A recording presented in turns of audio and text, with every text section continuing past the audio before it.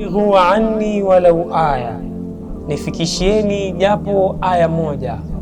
Jua tafsiri ya Qur'an tukufu, fahamu historia ya Uislamu, ijue sira ya Bwana Mtume Muhammad sallallahu alayhi wasallam na hadithi zake katika kipindi Nasaha za Ijumaa.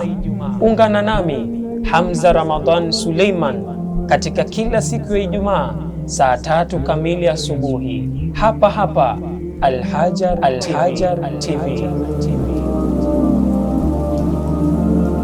Katika Nasaha za Ijumaa, Waislamu tumeamua tukumbushane kuhusu jambo la jinsia moja kujifananisha na jinsia nyingine. Mtume wa Allah tabaraka wa taala anasema katika hadithi ya kwamba laana Allahu almutashabbihina min arrijali bin nisa, ya kwamba Allah anawalaani wale wanaume ambao kwamba watakuwa wanajifananisha na wanawake.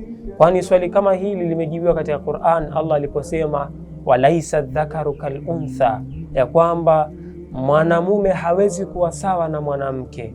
Tunakemea kuhusu jambo Waislamu la vijana wa Kiislamu kujigeuza na kujifananisha na wanawake katika mambo ya kuzungumza, katika maisha ya nyumbani, katika mavazi, katika kuamiliana na watu. Wamebadilika vijana wa Kiislamu, wamekuwa sasa na wao wanafuata tabia za kike, au watoto wa kike kubadilika kuwa na tabia za kiume, kama kuwaona watoto wa Kiislamu mabinti wamevaa masuruali na mashati na wao wanazunguka na wao hawajajistiri, na ukashangaa ukamwona mtoto wa kiume na yeye amevaa ile pensi ya mwanamke naye anazunguka. Ni mtihani wa Islamu, ni jambo ambalo kwamba linakumba watu wote katika umma huu, katika kila majumba ya Waislamu. Mtihani kama huu upo. Ikiwa si mwanao, basi ni mtoto wa mwanao.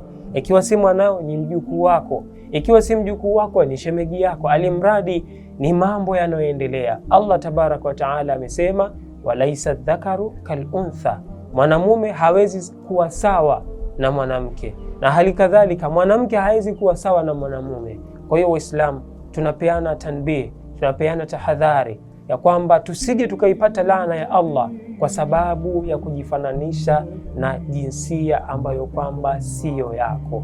Ishi katika ile ambayo kwamba umepewa. Ni mwanamume, kuwa mwanamume. Ni mwanamke, kuwa mwanamke. Usitake kuwa mwanamke na hali ya kuwa umeumbwa wewe ni mwanamume, ukaamua wenyewe wana lugha ya kwamba ameshift, tumempoteza mtu kama huyu. Ni hawa ambao kwamba wanabadilisha maumbile. Watu kama hawa wako katika sehemu ambayo kama ni mbaya, kwa sababu ni katika wafuasi wa Sheitan. Sheitan alimwambia Allah tabaraka wa taala ya kwamba nitawafuata hawa watu mpaka la yughayyirunna khalqa Allah, watabadilisha maumbo ambayo kwamba Allah tabaraka wa taala amewaumba nayo. Ni mtihani wa Islamu. Mimi na wewe tuwe macho kuwalinda watoto wa kike na watoto wa kiume. Wassalamu alaikum wa rahmatullahi wa barakatuh, wal afwa minkum.